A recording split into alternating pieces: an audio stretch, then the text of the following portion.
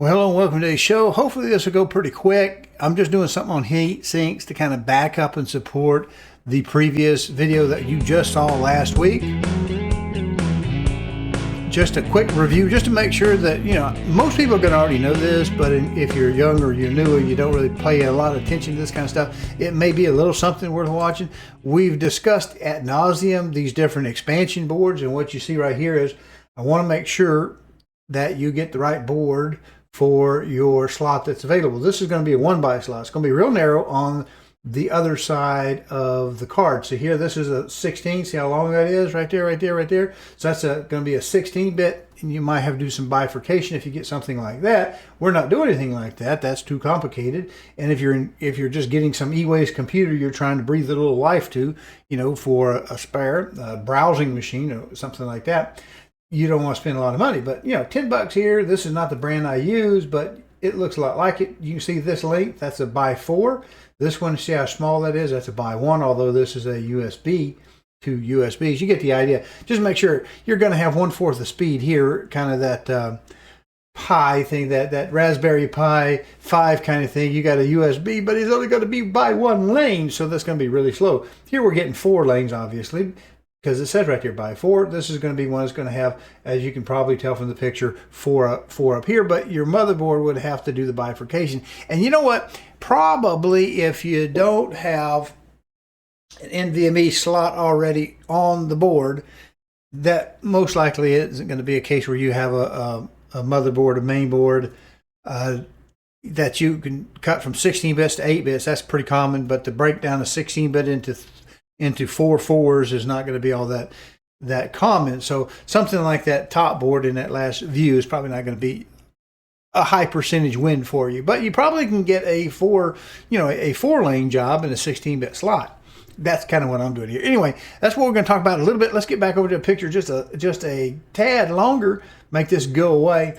I have 2 types of heat sinks I use here. I use this big giant one, this Whopper one, because I like the design of it. Lots of copper, and I'm using this on the Beast because that water cooled unit, that custom loop, just didn't have a lot of airflow through the unit.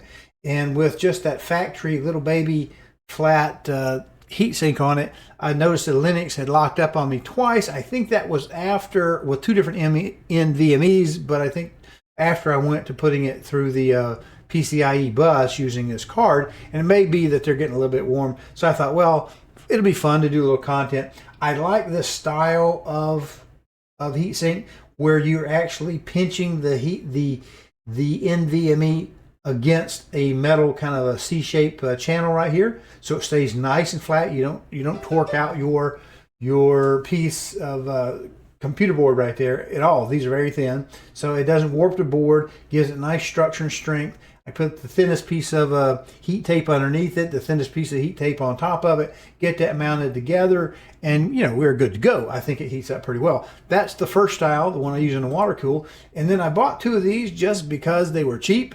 $4 a piece, $5 a piece. They're a little taller, a little bit better, I think. But I bought these because I didn't like the plastic screw length that came with the standard board that I use, right? I have that one board we've seen several copies of. Anyway, it uses 2 little screws through it, and there's just barely a thread or 2 holding onto it. And I didn't like the way it kind of swagged the backside of the circuit board out a little bit. Didn't really like that, so I thought, well, let me just try a little bit bigger one. That particular brand of NVMe already had a real thick little foam piece on top of it for the heat sink to make good contact. It was made for a laptop. Predator it was. Anyway, that's what we've got going on there.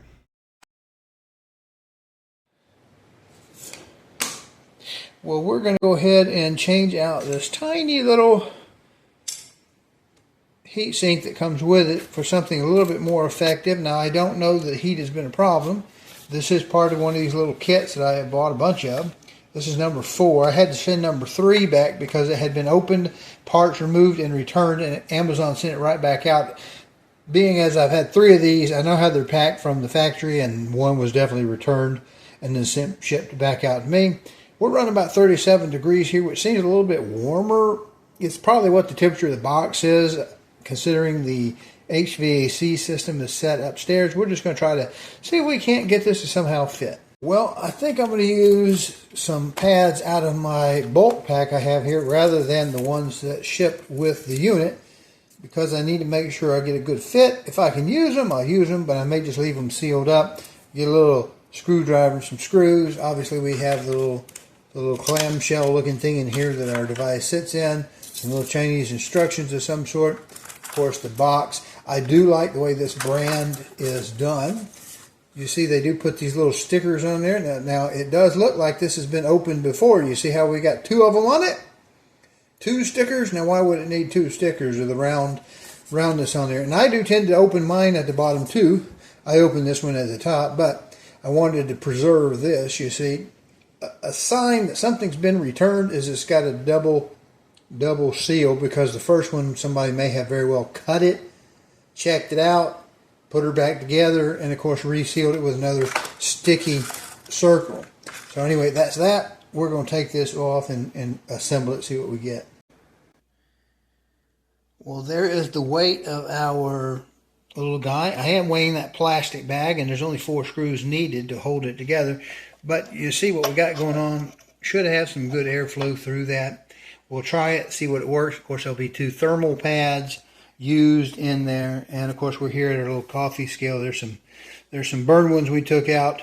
We pull them off. We filter these out of your coffee so that you don't get really good coffee and then one little ground up little burny spot. But there we go. Yeah, less than 2 ounces.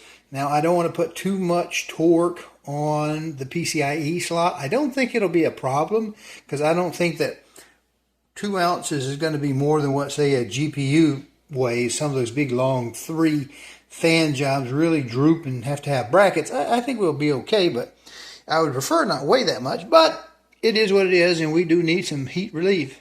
Now here's the one on my bulk pack.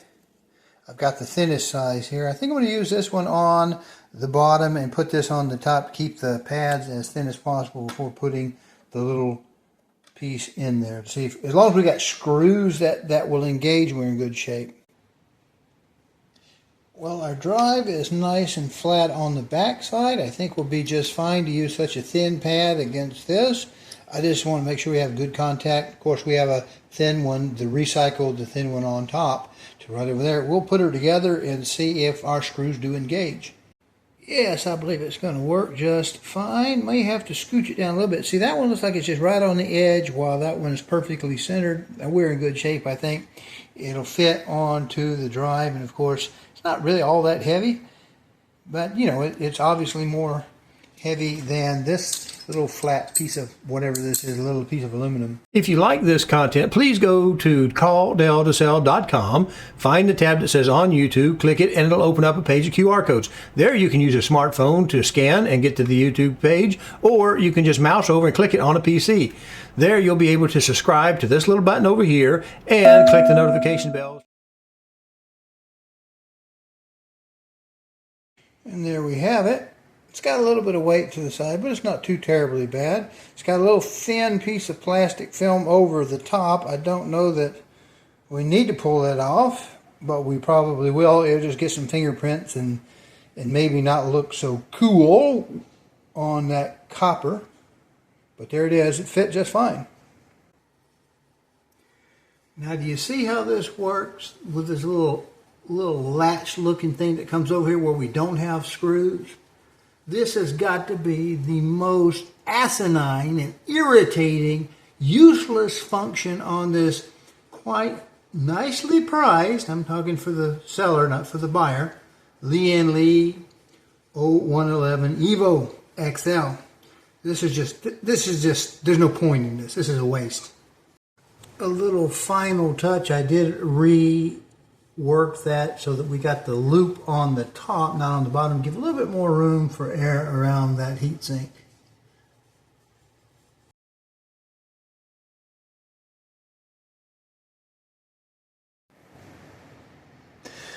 Well, I have ordered some of these guys because there is an option that you can get on these type of boards that don't have a heatsink. Now, the problem I've had with the heat sinks in the past is not too bad. There's a slight bow in it. Of course, it makes pretty good contact with this particular type of drive. This is the Predator, and the strange thing about this, the top of the Predator has a foam type of top to it for the heat spreader, and you can see that it's not real thin, and that puts the screws pretty well much at the end of engagement. There's just a little bit right there. Of course, I'm not really worried about a plastic screw or nut falling loose inside of the case, causing any type of trouble, and the little rubber bands do hold it kind of squished down in the middle. But this type of construction, this little caddy, I don't know if you can see it, let me turn it over this way. These type of guys, super thin, but what it is this will stay straight, and when we mount the NVMe down, it doesn't put much pressure on the actual circuit board itself. So we're just going to do this just for the fun of it, just because we had something, a need for a little bit more content. It's something to think about. These are not really expensive, may save you a few dollars. I do expect them to cool just a little bit better, although it's smaller than the heatsink that come with the kit.